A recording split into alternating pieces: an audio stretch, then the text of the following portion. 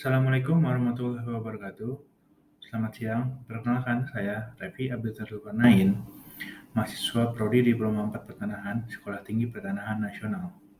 Pada kesempatan kali ini, saya akan menjelaskan tentang apa yang saya laksanakan pada subbagian tata usaha pada kegiatan KKNP PTLP 2023. Program KKNP PTLP saya laksanakan di Kantor Pertanahan Kota Jakarta Selatan.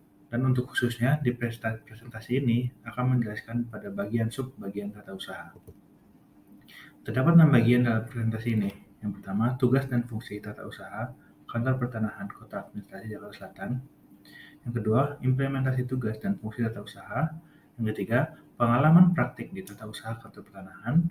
Yang keempat, inovasi di tata usaha Kantor Pertanahan. Kelima, analisis masalah dan solusi yang ditemukan. Lalu keenam, penutup.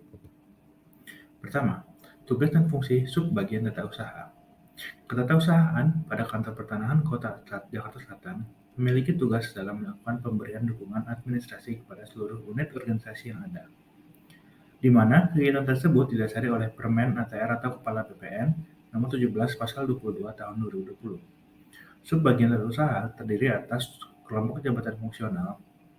Kelompok jabatan fungsional yang dimaksud dijelaskan dalam Surat Edaran Nomor 17 garing SE strip 100.0T.01 garing 20.020 tentang uraian tugas dan fungsi koordinator kelompok substansi pada jabatan fungsional di lingkungan Kementerian Agraria dan Tata Ruang atau Badan Pertanahan Nasional.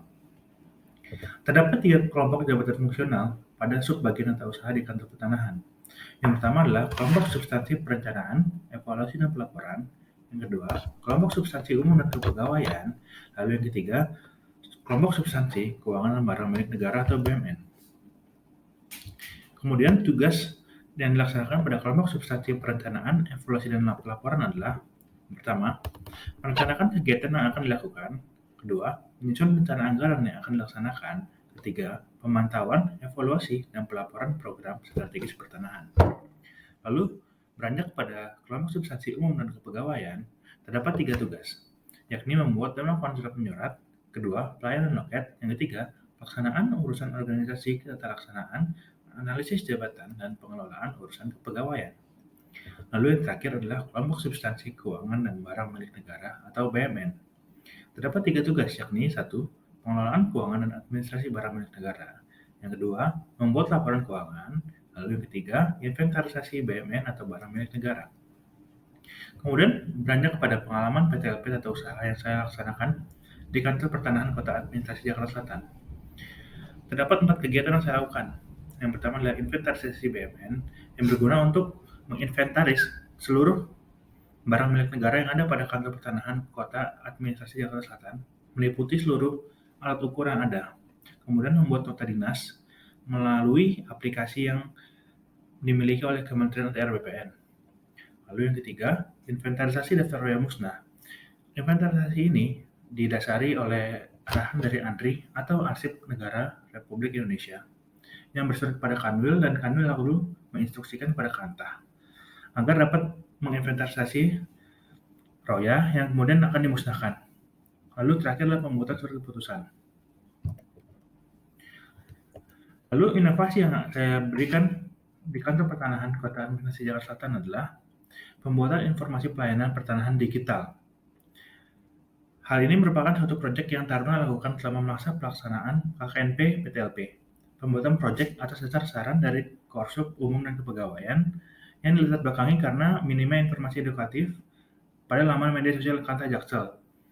Hal ini juga saya rasakan karena kurangnya postingan-postingan yang menunjukkan persyaratan, alur, dan sebagainya pada laman media sosial Instagram. Ini adalah beberapa contoh dari tayangan yang saya buat untuk dipasang di media sosial Instagram dan juga pada TV di loket, sehingga pemohon dapat melihat secara langsung dan dapat memahami alur pelayanan yang terdapat di Kantor Pertanahan. Lalu permasalahan dan inovasi. Permasalahan yang ditemui dalam pengerjaan inventarisasi BUMN adalah staf TU yang tidak terlalu paham dengan jenis alat ukur yang tertera pada daftar barang milik negara. Lalu, Barang yang akan diinventarisasi tidak ada di kantor karena sedang digunakan oleh petugas lapangan. Lalu, inovasi atau solusi yang saya tawarkan adalah taruna diberdayakan untuk mengidentifikasi alat ukur yang tertera di daftar. Dan juga pegawai dapat menghubungi peminjam alat untuk memfoto alat tersebut agar dapat diinventarisasi, sehingga kegiatan inventarisasi ini tidak terhambat oleh karena dipakai untuk ke lapangan. Sekian dan terima kasih. Ini yang dapat saya presentasikan. Semoga dapat menjadi suatu